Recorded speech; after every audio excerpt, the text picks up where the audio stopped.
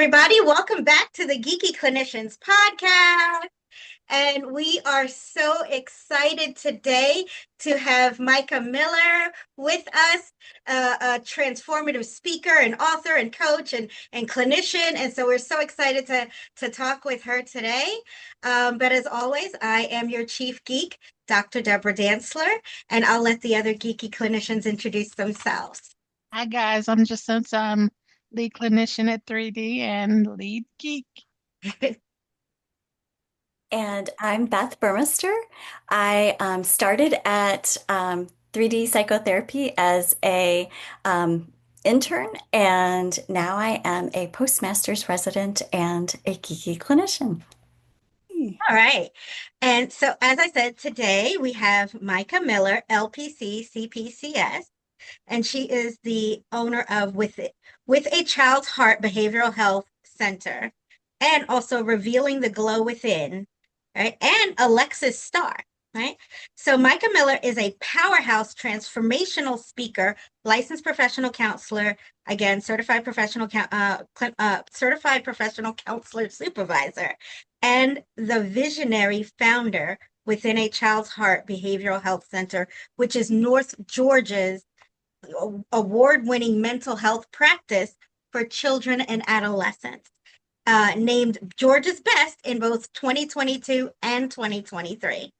With over 2 decades of experience across therapy, coaching, and leadership, Mikah bridges clinical insight with soul deep strategy. She's not just a therapist, but a business coach. She's not just a therapist or a business coach. I love this. She's a business doula, supporting entrepreneurs, therapists, and creatives as they bring their boldest, most aligned visions to life. Her work centers on the idea that building a business is an emotional process, one that's often layered, vulnerable, and worthy of care, intention, and presence. Mikah specializes in helping high-impact leaders heal the inner child wounds and emotional imprints that quietly sabotage success, whether through fear of visibility, perfectionism, burnout, or the inability to follow through. Her clients don't just scale, they expand from the inside out. In her private work and her sought-after speaking engagements, Mikah explores the intersection of trauma, identity, and entrepreneurship, illuminating how unresolved past experiences often reappear as business blocks, team dysfunction, or self-doubt. Her unique blend of mindset coaching, trauma-informed practices, and embodied leadership creates a pathway for entrepreneurs to finally move forward, not just with strategy, but with soul. Whether she's guiding a client through pricing resistance, marketing, or navigating the identity shifts that come with stepping into leadership, Mikah holds space for it all: the grief, the growth, and the becoming. Her work is sacred, practical, and deeply human. If you're ready to stop performing your success and start embodying it, Mikah's here to walk with you through the fears, through the fog, and into full alignment with your voice, your vision, and your work in the world. Oh, welcome, Mikah. Welcome. Thank This is Welcome. wonderful. I love that phrase, business doula. Yeah. Right. And I actually had the opportunity to see you speak on this and talk about the intersection and the interconnectivity of how our own personal stuff kind of can show up in ways that can get in the way of being successful business owners, right? And Geeky Clinicians is a community for clinicians by clinicians. Mhm. And so we get geeked up about the clinical work, but we often don't think about the business aspects of the clinical work, right? We have to do our personal work so that we can show up in that authenticity so that way we can be our best selves to serve our clients and also be able to balance that and have a profit at the end of the day because these lights aren't gonna, Georgia Power is not gonna be like, well, you see what had happened was they're not gonna hear that, right? Right. So this idea, and so I love that you talk about this and welcome. And Thank so, yeah. Yeah, I mean, I think the part about we get geeked out about the clinical stuff because for the most part, we all grew up kind of wanting to put puzzle pieces together and figure out why this person's that way and that person's this way. And it's easy to be very external and look outside yourself. And I think therapists are amazing at doing analytical work and problem solving, but they're might I say, terrible at staying in their heart space a lot of times when it comes to some of Oh, the work that we do.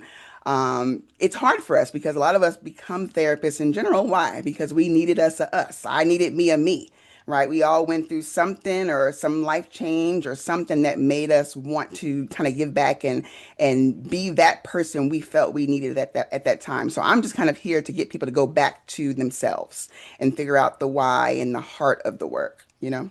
yes. And I love that. So I want to ask, what's your origin story? And we went all the way back, right? So what is your origin story on the clinical, but also to become a business doula, right? Because you had to come through your clinical journey, then start your award-winning group practice that is, serves hundreds of children and Mhm. and then to be able to then get to a place of helping other clinicians live their dream and create their the life that they want. So Yeah. I want to know your origin story. So I'm a PK. So my mom was, I guess you could say, somewhat of a missionary. So we did a lot of work on. I'm from Washington D.C.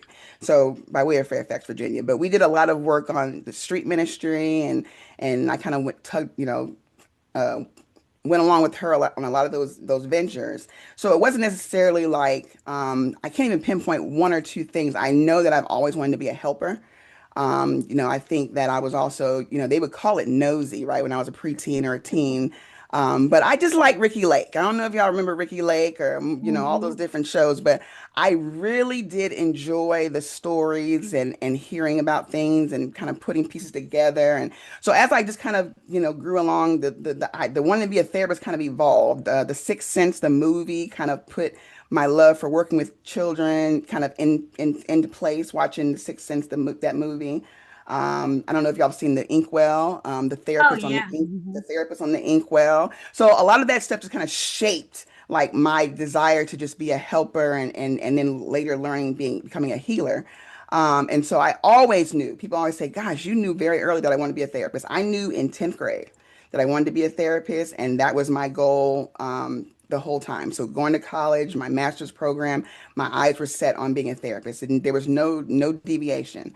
Um, Now, I also knew that I wanted to own my own business, but what that looked like, I wasn't sure. I think as you kind of go through, master's programs and working for people in various settings, and I've worked everywhere. It just kind of evolves. But With a Child's Heart kind of was birthed in me after working at a residential center for children. I knew that I wanted to continue to help children. I wanted to prevent a lot of the things that we go through and didn't heal from as children. So I felt like if I could catch the kids early, I could prevent a lot of hurt adults. So that was Yeah. kind of the goal. I work with adults and I said, oh no, it's adults that need help. And I was like, well, if somebody would have caught y'all earlier, then we Yeah. might have prevented some of these things. So as far as, I started off as a solopreneur and it was great, but the clientele came so quickly and it kind of blossomed very fast. I just kind of started working on becoming a group practice. And I started with kind of like and she wouldn't mind me saying this is what I called her when I asked her, but she wanted someone to approach me to work. And I was like, well, I don't have anybody working for me. And I said, well, hey, if you work for me, you'll be a guinea pig. Is that okay? Like I'm gonna be messing up with payroll and be figuring out systems and all that. And so that's kind of how I started. I always tell people like you don't have to have it perfect. It's called growing a business for a reason. I started with folding chairs, a plant that I stole from my brother's office, and an end table that I took from my parents' house, right? And so I started with absolutely nothing. And now we have a whole group practice and whole center. That's awesome.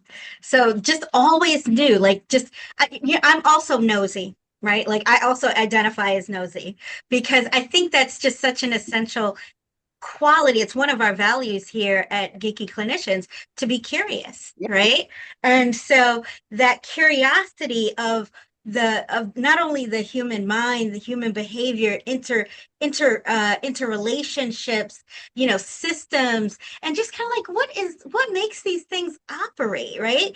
And so from that, and I love how you reference the different uh movies and shows that were like, yeah, because we're so influenced by that and just kind of wanting to know more about it. And just, I love how you said, it doesn't have to be perfect. Start where you are, right? Where you are. Just go with it. Don't let fear block you. Yeah. So that's wonderful. Jacinta, Beth, do you guys have questions for Mikah? Yes. So I heard you say that working with kids, you decided to work with kids because you can stop the hurt early. Mhm. How early do you see kids? So we see kids as young as 3.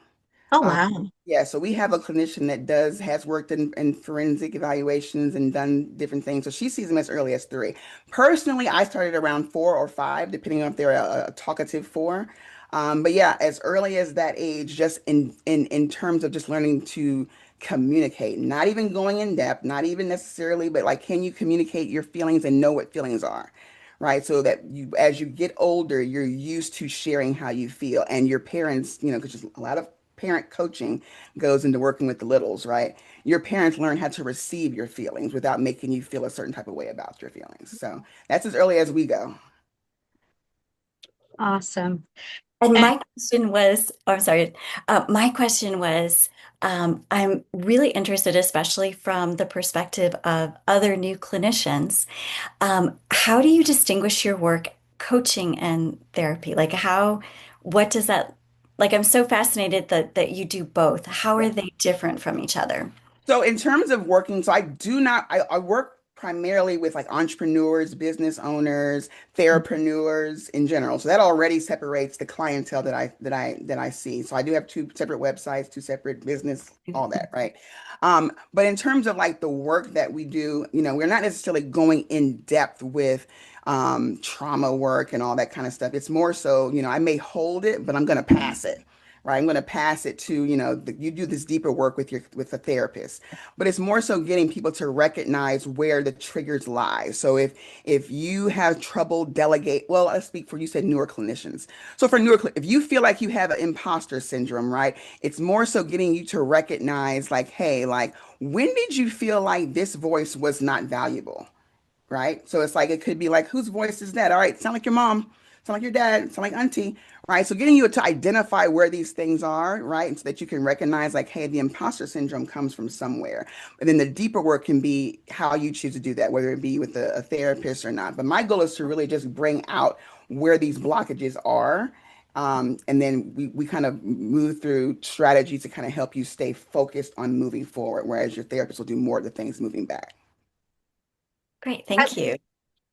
I love that too. It's very clear, right? Coaching is focused on moving forward. Yeah. Mhm. It's like measurable goals. We are hitting it. We're moving forward. Therapy is this kind of is in some ways reaching back in Yeah. that healing and recognizing those origin wounds and kind of making sure that those are kind of taken care of. Whereas the coaching is a forward move, forward focus. Because as Yeah, therapists, we think we can think our way through things. We think we can just keep going. We've done it this long. We made it this far, right? We can't just think our way through entrepreneurship, because especially when you start to work with others. If you have your own business or even a solopreneur, you still have to have relationships. If you're going to start doing things, you're triggered. Every relationship that you get involved in is going to be a trigger in some way, right? Because that's when you start to really see those blind spots. You can get away with not really getting into some triggers as a solopreneur, but it's going to happen with any relationship you develop, whether it's a romantic relationship, platonic, business, it always going to trigger something. absolutely. Absolutely. Um, What have been some of your biggest challenges, Micah, As a business owner, as a business owner? Yes. Mhm. well, I think, in part of, I guess, my origin story of how I became, started doing the coaching and the speaking was that I going from solopreneur to growing to running a business. It's very different. So being a self-employed and running a business is very different change shift that people don't talk about enough, right? Mhm. So that was the biggest challenge for me because it made me kind of realize the perfectionism wounds. It made me realize a lot of my fear of like abandonment, right? Because once you deal with hiring people and letting people go or people leaving and all that, you don't realize Mhm. that abandonment wounds will kind of. So there was a whole dramatic emotional thing that happened as I started to grow and run a business. So that would be the most challenging part. And then once I was able to kind of work through that, that's when I was like, do all entrepreneurs not know that this happens? Or like, do they work on these things? And that's what made me really want to help people with that. Yeah, we don't. We Mm. don't. We don't know that. Yeah, We don't recognize it. We kind of recognize and know what's happening, but we don't necessarily, even though we're clinicians, right. are not putting the pieces together, Yep. right? I remember when, God, I don't remember where we were. We were together. Um, and I was trying to hire, right? Oh, yeah, yeah, yeah. And I Getting bagels. We were getting bagels. I remember. and I was trying to hire, um, and what for whatever reason, the thing fell through, like the person just fell through, and I was just heartbroken. I was crestfallen, Mhm. right? And so you were able to kind of, help me recognize that not only the rejection sensitivity, but the abandonment wound, Right. right? Because at that time, I'm already had from the interview envisioned them with me and Jacinta, and we're going to be a team, and we're going to do this, and we're going to have a clinical team, and like I had already created all the narratives in my head, and then they were like, "Nope." And so you don't recognize how, you how much of that inner stuff shows up in Mhm. those business decisions. Right. And that's on a hiring part, but then also on the having to let people go part. Right. Right. Oh, Even like, because what pops in your head when someone says, well, no, we found someone else to work for, we went with someone else, immediately we get that feeling like I'm not enough. Was I not mhm, enough? Am I not mhm, lovable? Do I not have enough? Is my office not good? Did I not do this well? Is this so you start to do the same thing you did as a child at your level as a business owner, right? Because as a child, it was, Mhm. I'm not pretty enough. I'm not popular enough. I'm not smart enough. Maybe I don't speak well enough. Like, so all these different things, it's the same conversation. It's just mhm. matured. Yeah, exactly, exactly. And so now to be able to recognize how that inner child stuff shows up Mhm. in the entrepreneurial space has been invaluable. And I am Yeah. so grateful for you for Thank that as well.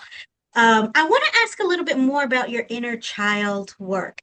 You you. obviously said that you know, on your clinical journey of growth, wanted to work with children, have dedicated to that. And of course, working with children is, but when we get to the adult part, right? Tell me more about the interest in the inner child work specifically. And I want to talk about maybe a myth of how is inner child work similar or different than IFS? So one thing that I think was easy for me to do, because I've always kind of done inner child work. I mean, you don't put a thing on it, right? But I've always very much been into reaching back. I've been very, very consistent with that. I think I really harnessed that when I worked in a rehab for women. And it was an inpatient, but it was, obviously you're voluntarily there, right? So it was one of those things where it's kind of like, gosh, I gotta help these women because they may not be here tomorrow, right? So I would do a lot of work really delving into like their past and what was going on. And so one thing that you realize, especially with, I don't know if y'all worked with substance abuse or whatever, is that a lot of times you're stunted right there, where you kind of left off, where you started using drugs. So we've had people that have been using drugs since they were preteens, since they were, you know what I mean? So you realize like a lot of people are just walking children. I mean, it's just you're just walking children that are dressed up. So for me, working with kids, it became so easy for me to pinpoint exactly what was going on. Like, oh, that's a tantrum there. Like I know why you know what I'm saying? So it was like I just was Yeah. able to really pull out stuff. So the transition from working with adults and children, there was none because I just see everybody as kids. Everybody's just big kids walking around trying to figure it out. We don't get told how to become adults. We don't know how to be adults.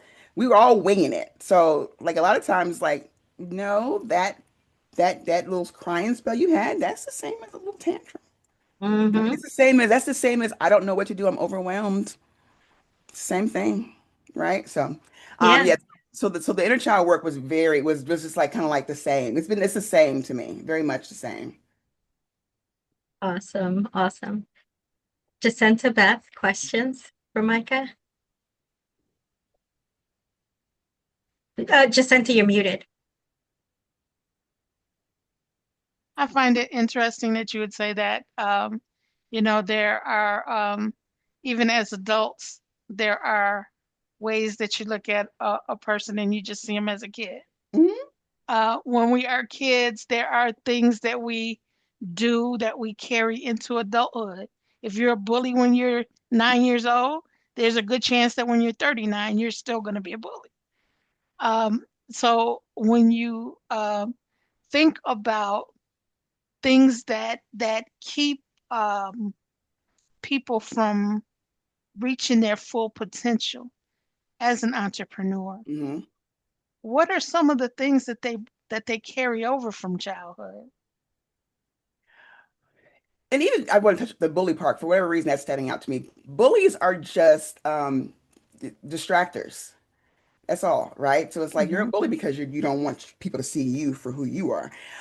So the thing that I think that is the biggest, well, it really depends, but I think a lot of entrepreneurs struggle with um, visibility, being seen is what is kind of the common thing that I see a lot of times. A lot of times they're maybe the middle child, or I mean, it could be any placement in the family, honestly, because the oldest daughter also struggles with visibility wounds, right? Because you've always highlighted and uplifted everything around you. So for you to be the person is always hard. The middle child, for you to actually have your eyes on is going to be hard because you're used to you not getting the attention the oldest one gets, but definitely the attention the youngest one get. So it's a lot of times it's the wound of feeling deserving, feeling like I can be seen, I can stand out, I am lovable, which is going to touch on every type of wound, right? Visibility wound comes from all different types of places. So that's what I see a lot is people the fear of being seen and being out there. And even though you're not necessarily staying out there like on TV, but to market yourself, you don't know how many people are afraid to just put their picture on social media or on their brand. Not that you have to, but it's also like, people don't follow product, they follow people. So if you want to advertise and market, I need to see you somewhere. I need to see who I'm coming to see as a therapist. So a lot of people struggle with just even taking a picture, you know? Yeah, yeah.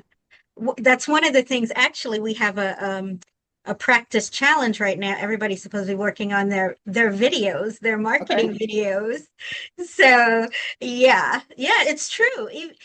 I've been doing this a long time too, and as much as I think I've worked on this stuff and I know visibility, it's still like when it's time to turn that camera on or to um kind of publish that blog or put it out there, it's still some agita, some discomfort because it's like, oh, it's going to be seen, it's going to be, and all the things that go with that. Obviously, the perfectionism, the fear of judgment.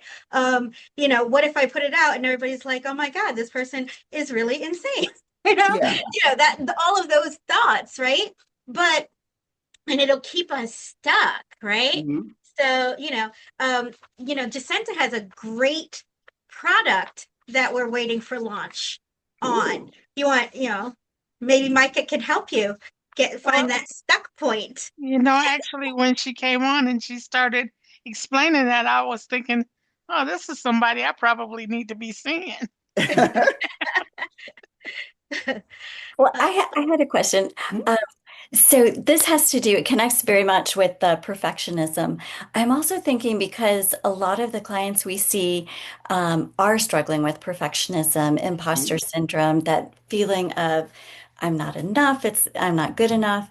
And a lot of them have really strong inner critic, like harsh inner critics. So how have you um, found a way with the inner child work to address harsh inner critics and these feelings of, I have to do things perfectly. I can't make a mistake.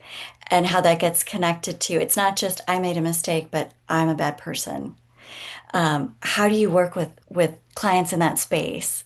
And that's usually our straight A students, right? Those are usually the people that in grade school and were the ones that made good grades, that you were the predictable kid, right? I always ask my clients now, the younger ones, just so they can kind of understand like narrative therapy and kind of understand that a little bit. I always say, well, how do your parents introduce you? It's always a weird question for people when I ask that. I And I love explain what that means. Okay, well, like for example, me. How did my parent introduce me? Oh, this is my funny girl. She dances. She's going to entertain. She's this, that, and the third. Or my sister, this is the straight A student. She doesn't give me any problems, right? And so a lot of times the perfectionism piece that you're talking about is those straight A students that don't give the parents any problems, right? And so if you're used to people clapping every time you win an award and every time you get your report card and it's straight A's and every time you get into the college of your dreams or the whatever of your dreams, you're used to those claps. Once you get past a certain point, there's no more clapping. No one's clapping, right? And so the inner critic becomes louder because you've been drowning that inner critic out with voices all around you. So a lot of times it's you can't launch or you can't move or you can't this because you're afraid of making a mistake because you had mastered everything in your childhood. You had mastered, being the straight A student, not causing mommy and daddy any issues, not getting in trouble, not this. But once you become an adult, there's now a risk that you may make a mistake. There's now a risk that someone will see you and say, you're wrong, Beth. That's not correct. Or you're wrong, Jacinta. This is not a great product. What is this? Right? So then you become afraid of trying. And that voice says, don't do it, Beth. Do not do it. Because if you do it, someone will see it and it could be wrong. Whereas you've been used to being right and you've been used to being praised and you've been used to being kind of like, you've never had to worry about not doing well. Hmm. Yeah. Does that And make that's sense? Yeah, thank you. and that's such a pivotal point too, right there that you just described, Micah. That shift from the praise to the post-praise existence. Mm. For our insecure overachievers, because those are our target clients, it's really disorienting. Oh, for sure. Absolutely, right? Like and so yeah, thank you for And at sharing. one point too, just thinking about like, you would think social media would make you feel that. At one point I feel like yes, but I'm at a place now where I feel like it's a pseudo community a little bit, can be pseudo praise a little bit, right? Uh-huh, Because uh-huh. we didn't just like it because I know you. Did you read it? I can just like it. I can just love something because it's what you do on social media and you're just checking off a checkbox. So now people don't really feel supported like they used to. I mean, obviously there's communities that are great on social media, don't get me wrong. But as time has passed, people don't necessarily feel supported just because someone likes something or comments. They don't feel community just because they have a million followers, right? So now that doesn't even hold meaning, but because we put so much value in social media, then they stop putting value in real life community, real life things. So I think it really boils down to making sure that you have supports in place too as you're navigating through certain things, because it's not okay to just think you have to be the only one cheering yourself on. You do. I'm a firm believer in community. Absolutely. I mean, I that shift of from social media in some ways devaluing like real connection and real Absolutely. community. And it's so important that we still have to have that, Yeah. right? like even though this is a virtual space, it's synchronous. We're here with each other, right? Correct. And Correct. so this is real connection. Correct. And even though when this gets replayed and people are watching it, hopefully they'll be able to take some things away and be able to, create their own spaces of community and connection, right? Um, Yes, that's a good way to bring that all together. I was trying to make sure that you understood what I meant by like this won't always make you feel good because it's not, like you said, synchronous. mhm. Yeah, yeah, yeah. I love that this term, like you said, business doula. It's like the creation, the birthing of people's ideas and businesses. And one of the ways that you assess and help people and support them is through human design. Hmm. I really need to schedule a human design session with you. But tell us what it is for Hmm. those people who don't know what human design is. Tell us how you got interested in it. Tell us how you utilize it, and just yeah, a little bit more about that. So it connects various viewpoints. I just kind of look at it like, an assessment, right? It's kind of like an assessment, but it's like a cosmic resume, if you will, right? I kind of started, I've always really been into like astrology. I've always been into that. And so that kind of was like the another way to look at astrology mixed with, I never say it right, but like Taoism and various methodologies of understanding humans based on their birth time and when they were born and when this star was aligned with this and all that, right? So it really is like a cosmic roadmap, like a cosmic resume of the individual person. And so the reason why I like it is because just kind of like how you can say, I'm a Leo. Yeah, we knew you're a Leo. Like, look, you got the lion on the wall. Like, we have a lot of traits that people know when you know a Leo, right? The hair, we're always playing with our hair, or whatever. Or whether you're, a Gemini and you're funny and you're good with writing, or you're a Virgo and you're very analytical and you're very strategic, or you're a Cancer and you're very loving and you like to cook and you like to make people feel warm, right? So all these people have these different things. And so human design gives you kind of like, and I love it because it helps when people are stuck a lot of times. It helps when people feel like, I don't know what I'm doing. What's my purpose? Like, why am I here? It can just kind of help give people this comfort, really, like, that they're on the right track and kind of help them flush out where they should kind of go based on who they are and based on their unique design. Okay, yes. And so, because we're big Enneagram here, like we do an Enneagram as a team. We kind of recognize our numbers so that we can work well together. And it's in human design, I hear people talk about I'm a this or I'm a that, right? Hmm. And I don't understand like what that means. Like I know what an Enneagram 7 is. I know what an Enneagram And 3 it's is. very similar. So so It's very similar to that. So it's like, say, I'm a generator. It's probably this. It's not the same, but it's the same as understanding the traits of a 6, mhm. right? Or understand the traits of a 4, right? So it's kind of like that, but it kind of groups and there's 5 different ones. It kind of groups people into the major categories, but then each one underneath it's going to be completely different. So no one has the same design. I mean, because it's going to have a whole bunch of different subsets of it. It's very, very much more involved, I think, than enneagrams, but it's the same concept of understanding a person's personality. Okay. So that kind of self-awareness. Yes, yes, and it Yes. kind of guides you to understand. Like before I even did human design, it already said I was going to be a therapist. I was going to be a healer. I was going to be deep into spiritual work. I was going to discover astrology. So it already kind of said I was going to do all those things, Okay. right? And I'm like, well, that's spot on, right? And so I got deeper into it once I realized, like, okay, well, this is kind of right. So what could go wrong studying it more? And then I learned more nuanced about who I was as a person and where um, I should go. Because I think one of the issues that I had was I wanted visibility. I wanted to be seen. Growing up, I always wanted to be like the next Ricky Lake or Yes. it was Oprah. It was Oprah at first. Now that's changed. Some of y'all might know why that changed, but that changed as time progressed. But I always wanted to have like a talk show or have something, and that really stemmed from just being bullied. Right? It stemmed from like being bullied and different traumas as you deal with being bullied, wanting to be like see, look at me. I'm not this person. I'm famous. I'm this. I'm that. And it was so much focused on proving a point. Um, And I had to, and once I healed that, it was kind of like, well, now I don't care. Like, now I don't want to be seen. Like, I just want to I want deep relationships. I want to help people and I want to heal. The human design allowed me to realize that even though I don't want to be seen, I still have a greater purpose to make sure certain frameworks and things are out in the universe to help people heal. Okay, awesome.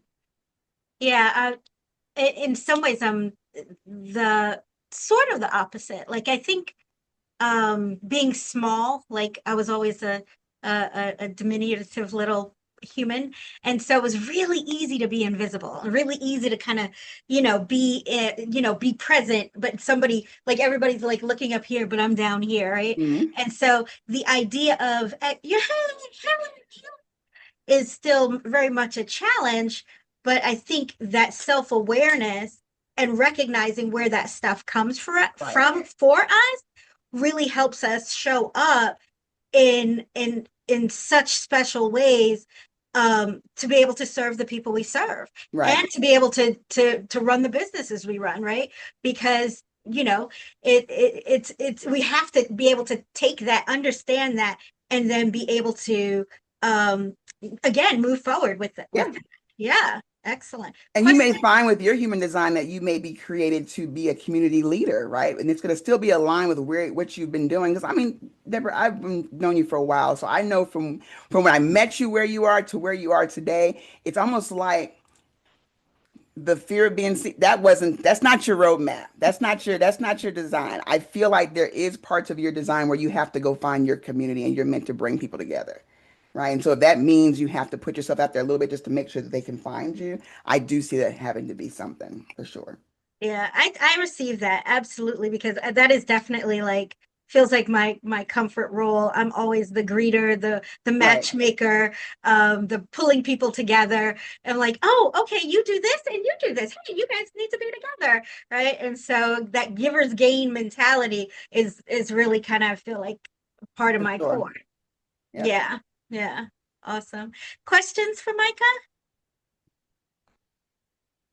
on anything clinical, business? You've said so many useful things. I'm still chewing on them.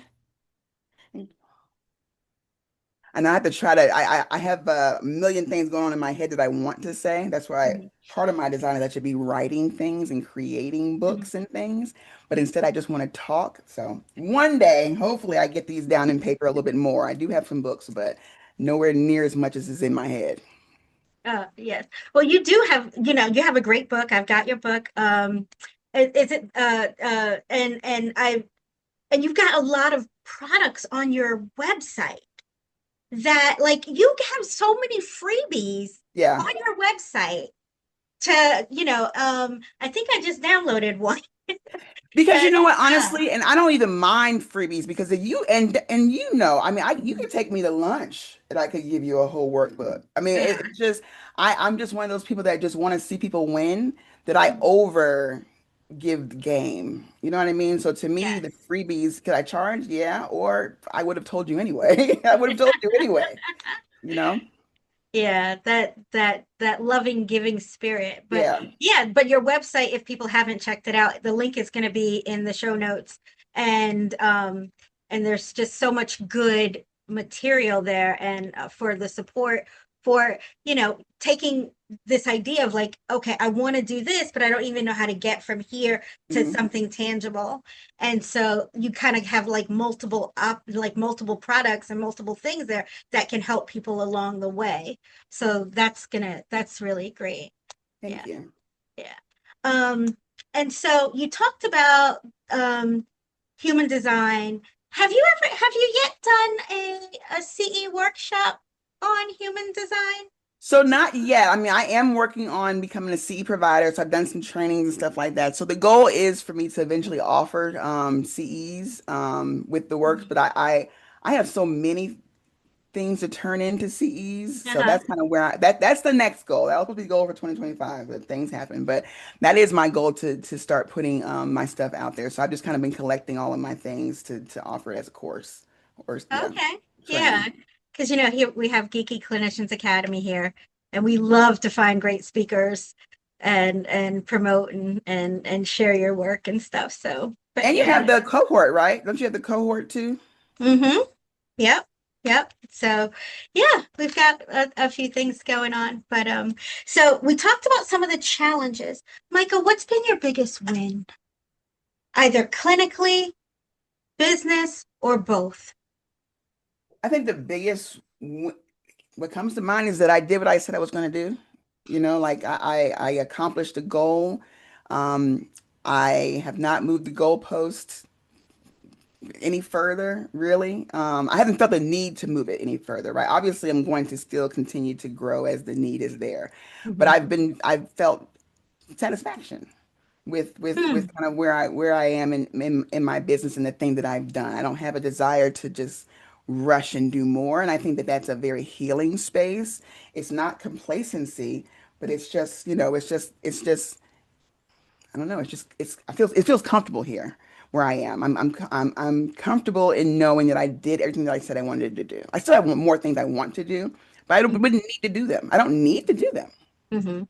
Yeah, and that's a wonderful place to be in a place where you're content and Yeah, happy and satisfied and satiated, yeah, but also still remain curious and interested yeah. in doing new things, but not out of a place of longing and urgency, but really a desire and curiosity. Hmm. And I've been looking into this new thing that I know that you said you're pretty excited and passionate about.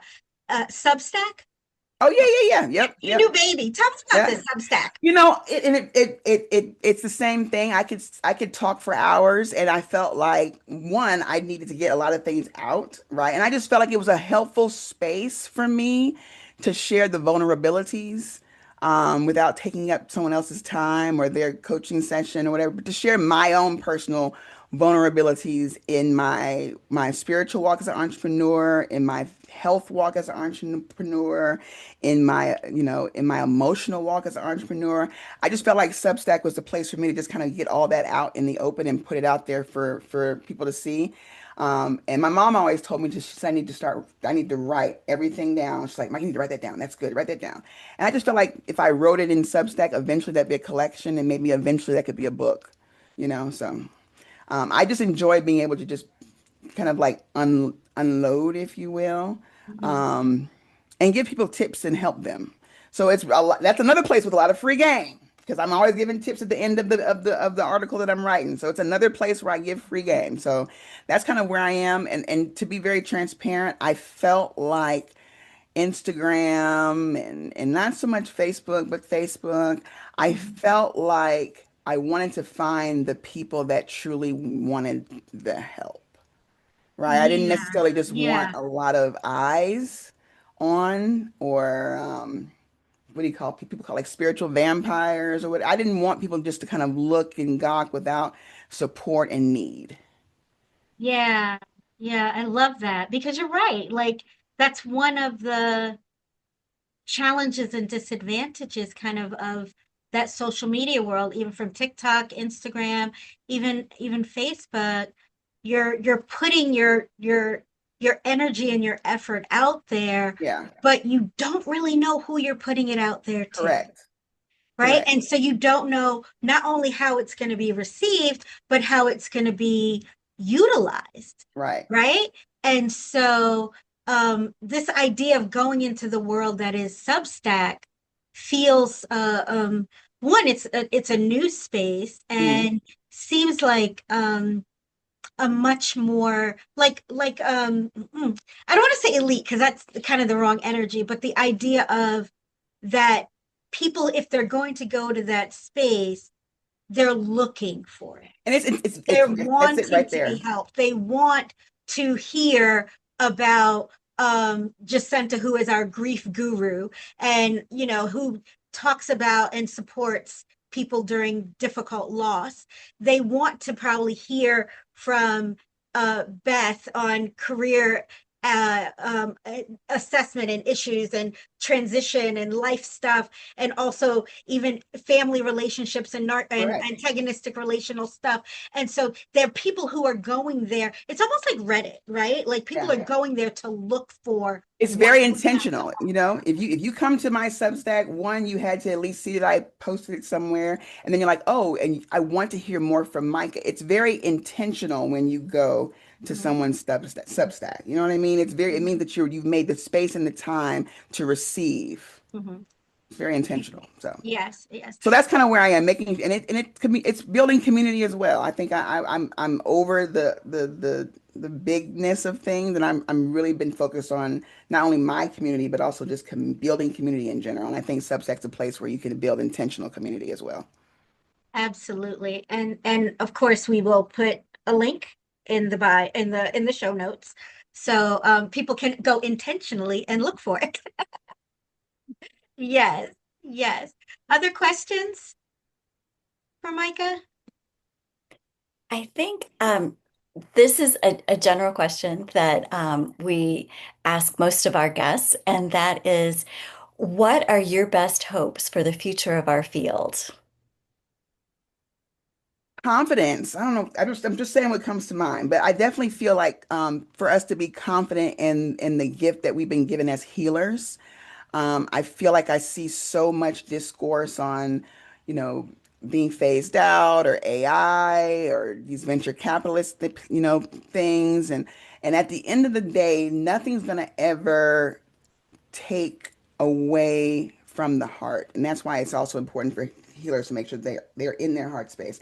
But I just hope our people in our field become confident in who we are and what we do for the community, because I feel like that's going to make the difference in how we value ourselves. We're not going to start settling for the pennies and the dimes from these venture capitalist programs. We're not going to, just take what we can get or whatever. But I just feel like we sell ourselves out a lot.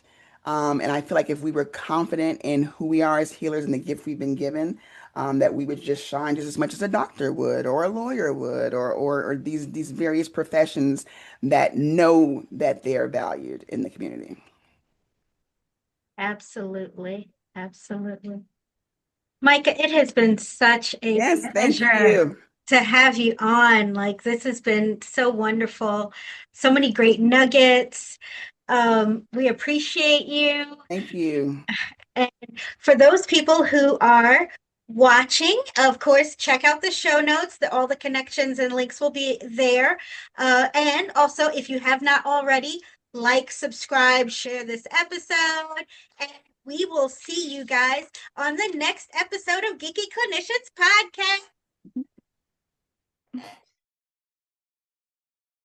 Podcast.